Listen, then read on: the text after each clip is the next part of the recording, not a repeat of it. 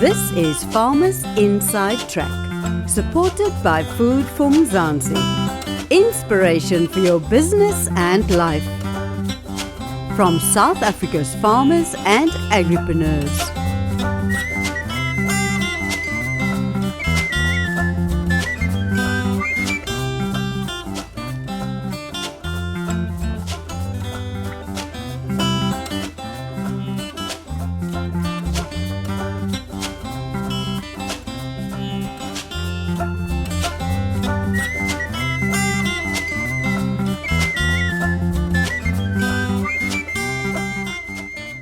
My name's Justin Bonello. In amongst other things, I am the founder of Neighbourhood Farms, an NPO that operates out of the South Peninsula of Cape Town. And the dream is to create a mosaic of urban farms spread out across sub-Saharan Africa that reconnect us to our food. If someone had asked me when I was a child whether I'd become a farmer, I would have probably laughed at them. But life is strange in some respects, that you have to go on a journey, and you are the sum of that journey, the good, the bad, and the ugly. And everything I've done in my life has led up to this one point where I have become an urban farmer. My mission in agriculture is twofold. One, I think our food system is broken, and I think it's time that we use urban agriculture as a methodology to reconnect people to their food and to farmers. And two, society's collapsing. When I grew up as a kid, in my own neighborhood there was a butcher, a baker, a candlestick maker. And in the last sort of 30 odd years, all of that's fallen away, replaced by large corporates who are only interested in strip mining communities to an inch of their lives. And I see urban agriculture as a way to create a well-being economy that keeps our money flowing around our communities and investing in each other versus making shareholders richer. Some of the toughest lessons I've learned in, I'd say, urban agriculture, in the enterprise of urban agriculture, is that if you build it, they will come.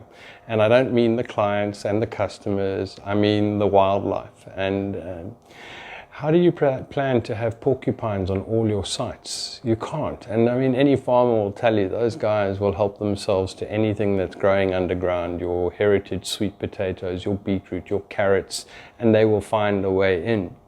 Secondly, you need to be very agile. I say that with respect. When you go from paper business plan to actuality, there are huge changes, and you must be able to adapt to those changes. And lastly, farming is not just farming. It's HR, it's accounts, it's retail, it's all those elements. And you have to almost be a master of all those traits to make the project successful. When you're building any enterprise, whether it's a social enterprise or an enterprise for profit, there are always trials and tribulations along the way. And I find that probably the most difficult one has been losing friends along the way. You know, you as an entrepreneur, regardless of which background, you have to be quite single-minded about what you're doing.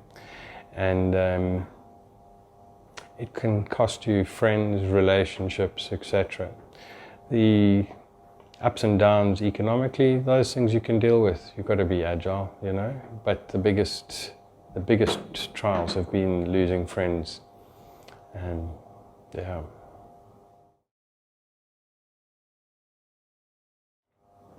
Being an entrepreneur in South Africa is difficult and exciting. And I think the most terrible part about it is the system is geared against you. So we've got incredibly high interest rates. If you need to build up security, you generally are going to hock something that you've built up yourself, an asset, a house, etc. And you know, I think some people will laugh at this, but you know, when one of our state-owned enterprises screws up, they just put their hands out and go, "Please, sir, can I have some more?" As an enterprise or an entrepreneur, when you do the same thing and say, "Please, sir, can I have some more?" they just ask for more assets, and you risk everything. Personally, in my lifetime, I've lost 2 houses that I bought and put up as security, made bad business decisions, and the bank took them back. And I don't think it should be like that. Secondly, I think we need to start looking more closely at the relationships that we have within business, supporting the smaller businesses versus the large guys. You know, that way you're supporting families versus shareholders. And we need to bring that back. In fact, I think the greatest lesson I've learned as an entrepreneur is you almost need to think like a village, you know, and rely on your village versus relying on going for national sales or bigger targets and things. Work with people. And that probably is the most important lesson. Without people, without human beings, we have nothing. So we have to learn to see each other in order to be successful in business. To the new entrants into the agricultural sector, I'm going to tell them that they mustn't get stuck on what they know. And that's important, especially for me in a sphere that I only operate organically.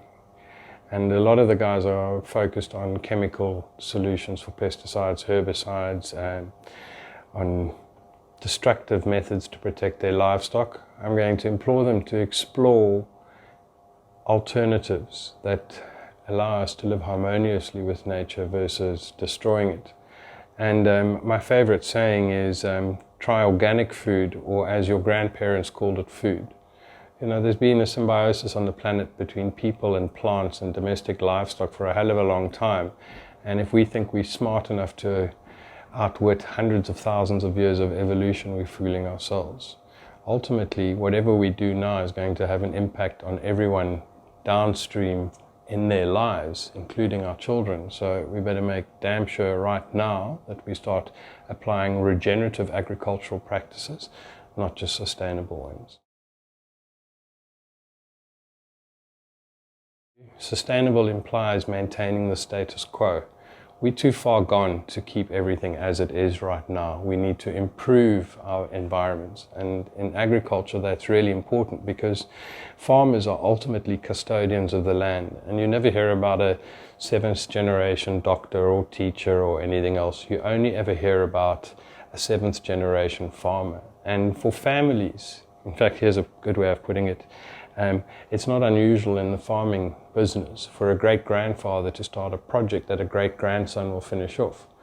And unless we start respecting the land like we have since time immemorial, now we ain't going to have anything for the future. And the equation is very simple. No farmers, no food, but no land, no food either.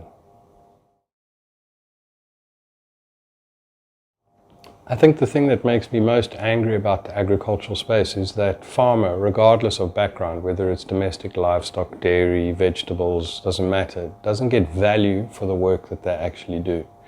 And to give you context, the top 4 retailers in South Africa made a 17 billion rand profit in 2017, but they don't even own a farm.